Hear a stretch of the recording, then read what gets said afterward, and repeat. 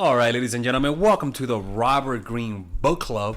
And today we're going to be talking about how to poeticize your presence. And this is from the chapter of The Art of Seduction, chapter 12, on how to poeticize your presence. And this chapter is very important because a lot of people, it's almost like the perfect example of poeticizing your presence was like Michael Jackson, Prince, where if you saw them in real life, you would never recognize them how you see them on stage.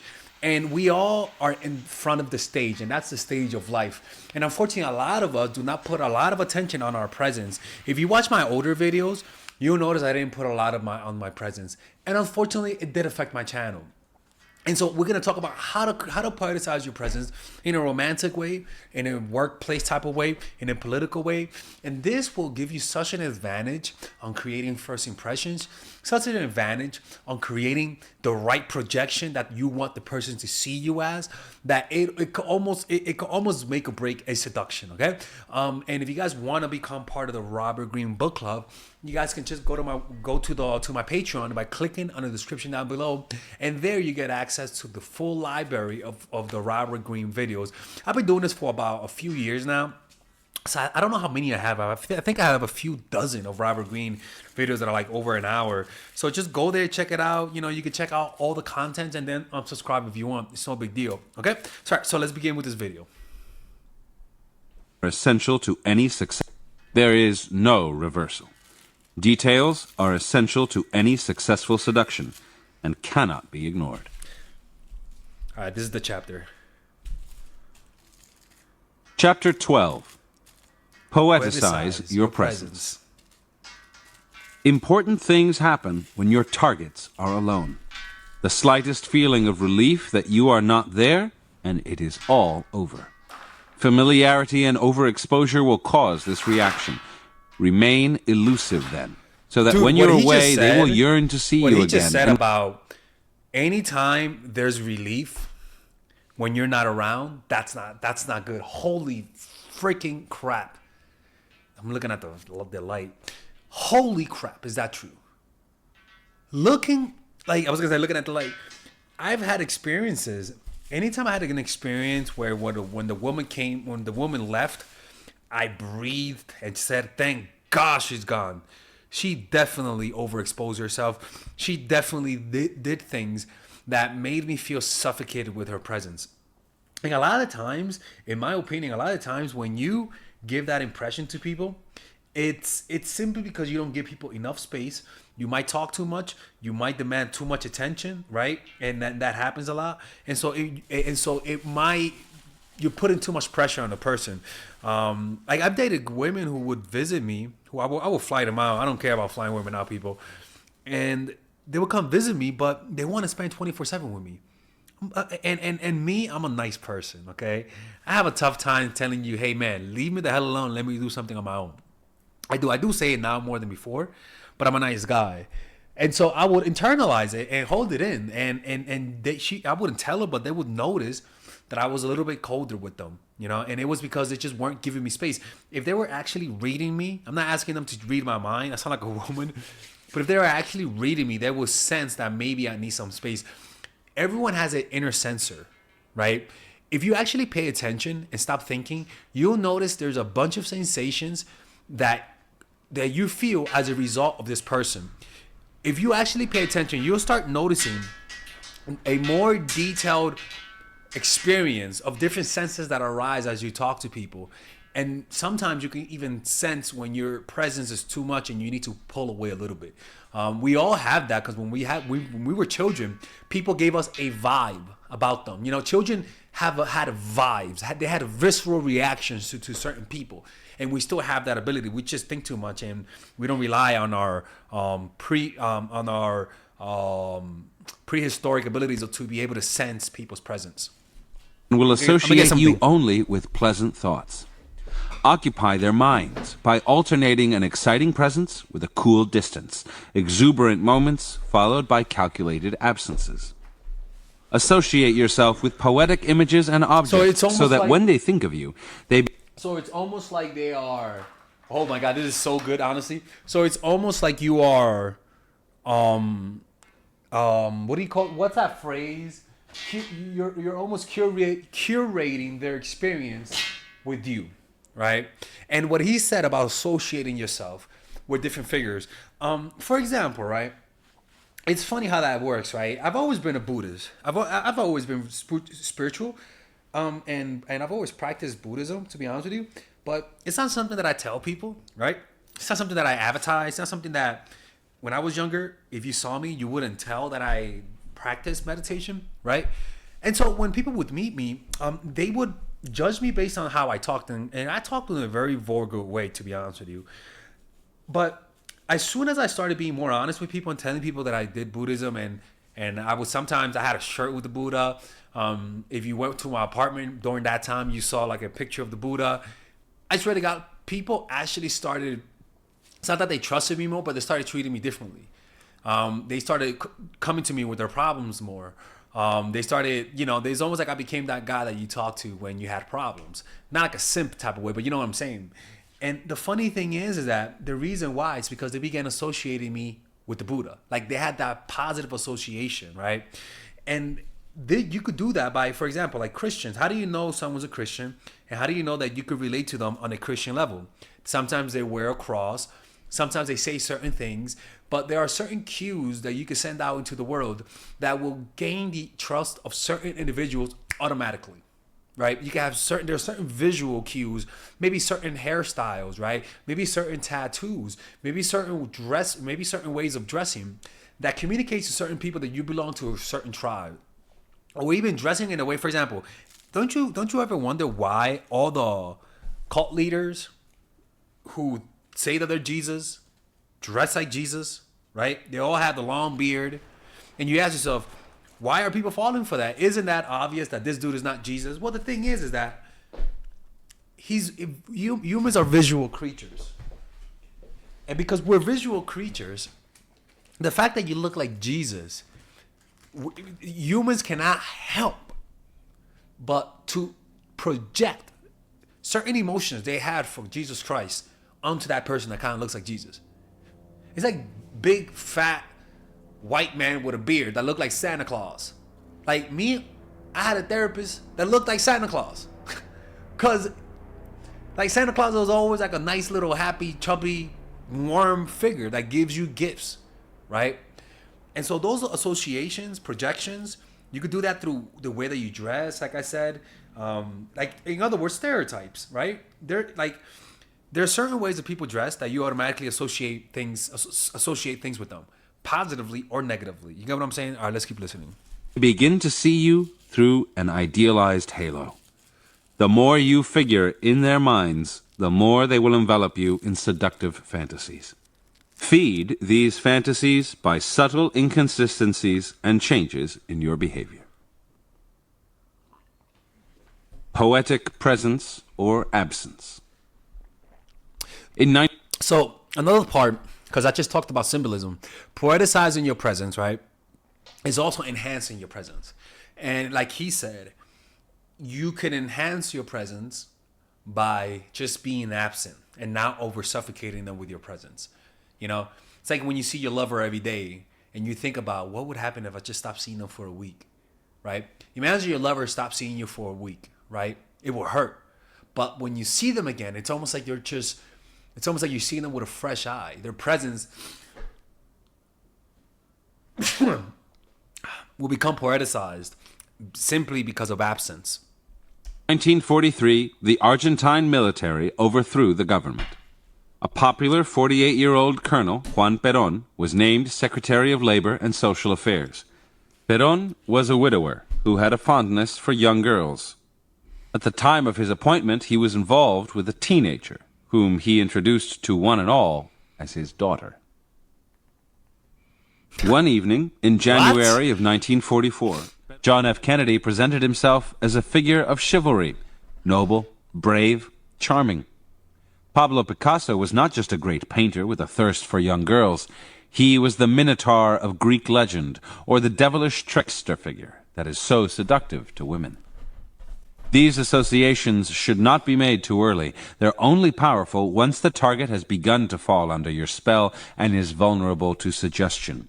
So it seems like this exaggerated godlike aura is best done towards the end of the seduction, because maybe that's when the imagination is even more active, and that imagination can take up the shape of bigger and more godlike type of imaginary figure. I guess in the beginning you could create the imagination. For example, in the beginning is like this big, but the more they like you and the more they know you, and when you pull space, now you have a bigger energy, and that bigger energy can create a more bigger and more vivid image of you that could also transcend humanity to the godlike aura. And people do think that with certain partners, they start to idealize them and think of that they're geniuses. I've had women call me that. I'm like legit. Like, and then not even like as a compliment, but like as a romantic shit, like saying I love you. Like, I remember one girl, she was like, You're a genius. I was like, bitch, what?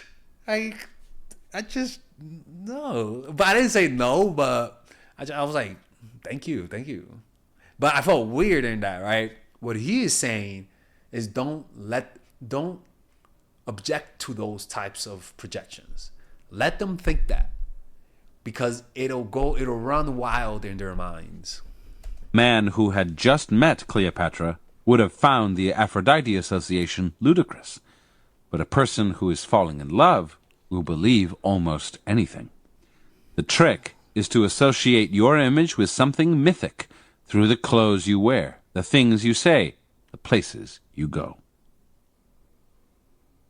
In Marcel Proust's novel Remembrance of Things Past, the character Swann finds himself gradually seduced by a woman who is not really his type. He is an aesthete and loves the finer things in life. She is of a lower class, less refined, even a little tasteless. What poeticizes her in his mind is a series of exuberant moments they share together, moments that from then on he associates with her. One of these is a concert in a salon that they attend, in which he is intoxicated by a little melody in a sonata. Whenever he thinks of her, he remembers this little phrase.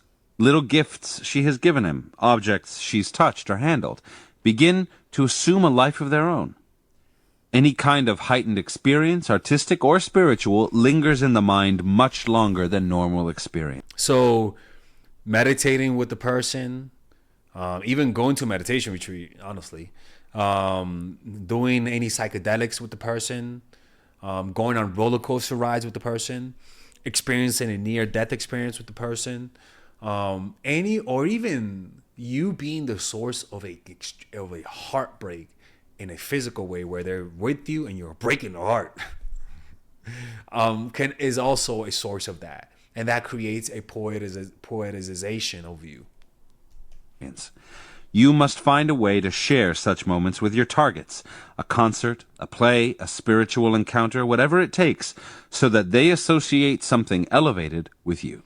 I remember I had a girl who did Reiki with me. She did Reiki to me, and I was very skeptical about it, and I let her do it, and I'm not gonna lie, to this day I've never felt so present in my life. Colors became so vibrant.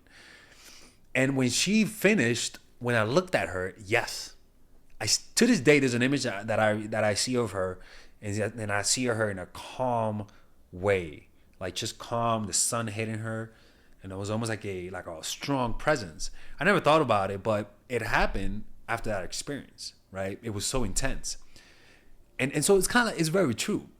If it's funny, like I could do a 1 hour meditation, but if a girl, I remember the first time I did a 1 hour meditation, I felt like I was hovering on the clouds.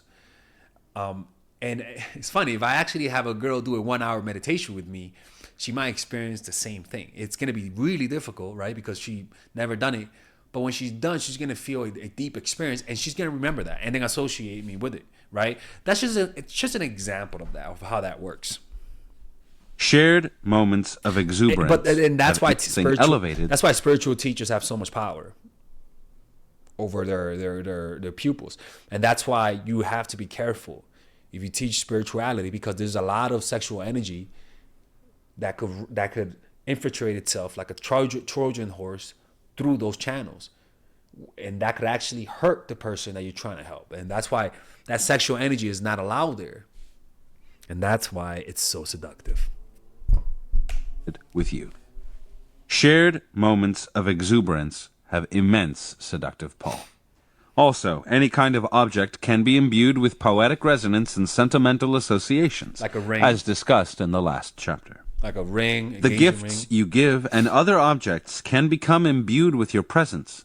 If they are associated with pleasant memories, the sight of them keeps you in mind and accelerates the poeticization process. Like a good example is Polaroid camera, like Polaroid photos, and you give to people. That's an example. Or even the photos you take in a photo booth.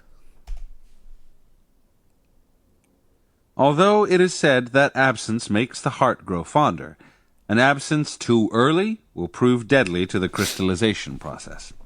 Like Eva Peron, you must surround your targets with focused attention, so that in those critical moments when they're alone, their mind is spinning with a kind of afterglow. Do everything you can to keep the target thinking about you. Letters, mementos, text messages, gifts, unexpected meetings, all these give you an omnipresence. Everything must remind them of you. Finally, if your targets should see you as elevated and poetic, there's much to be gained by making them feel elevated and poeticized in their turn. The French writer Chateaubriand would make a woman feel like a goddess. She had such a powerful effect on him. He would send her poems that she supposedly had inspired. To make Queen Victoria... With me, it could be doing a drawing that she inspired, or even painting her. That is actually a real thing, where a lot of painters will tell you that a lot of the models end up falling in love with the painter because the painter paid so much attention to the drawing that it seduced them. Right? Feel as if she were both a seductive woman and a great leader, Benjamin Disraeli would compare her to mythological figures and great predecessors, such as Queen Elizabeth I. By idealizing your targets this way, you will make them idealize you in return, since you must be equally great to be able to appreciate and see all of their fine qualities. Oh my God, this actually happened to me a few times where women did that. Oh. They will also grow addicted to the elevated feeling you give them. Reversal. It might seem that the reverse tactic would be to reveal everything about yourself, to be completely honest about your faults and virtues. This kind of sincerity was a quality Lord Byron had. He almost got a thrill out of disclosing all of his nasty, ugly qualities, even going so far later on in his life as to tell people about his incestuous involvements with his half-sister. Holy shit. This kind of dangerous intimacy can be immensely seductive. The target will poeticize your vices and your honesty about them. They will start to see more than is there. I'm not gonna lie, this is actually very true. This is actually very true, man. I've experiences with in my life. I can't say exactly what they are, but I've definitely. This is actually very true. Look, man. We all have traits that if people know, they may find it unattractive, right? I have those traits too. But what I've noticed in my life is that with my romantic partners, there's almost like it doesn't hurt. It'll hurt if I meet a girl as a friend, and I do notice they tend to judge you more. Romantic partners, it's fucking weird. They don't tend to judge you as harshly, which is kind of interesting. In other words, the idealization process is unavoidable. The only thing that cannot be idealized is mediocrity. But there is nothing seductive about mediocrity. There is no possible way to seduce without creating some kind of fantasy and poeticization. Mm-hmm. And that's how you do it, man. Chapter 13. All right, people. So hopefully you guys enjoyed this. I try to do a different style in this one. I let the audio talk a little bit more and talked a tiny bit less. Let me know what you guys think. I'm just trying to adjust it. And I also included the stories of the historical examples that he includes. I also included that. So let me know what you guys think, or maybe if you guys want me to exclude that, because maybe you guys want to hear me more than Robert Greene, to be honest with you. And hopefully you guys enjoy this. And if you're not part of the Patreon, become part of the Patreon for $5 a month. You get access to all of my Patreon, all of my book club videos, and other videos that I post exclusively. And you also get access to the Robert Greene book clubs videos as I continue posting. I post around 2 chapters per month. So yeah, take care. See you. Click on the description down below to get it.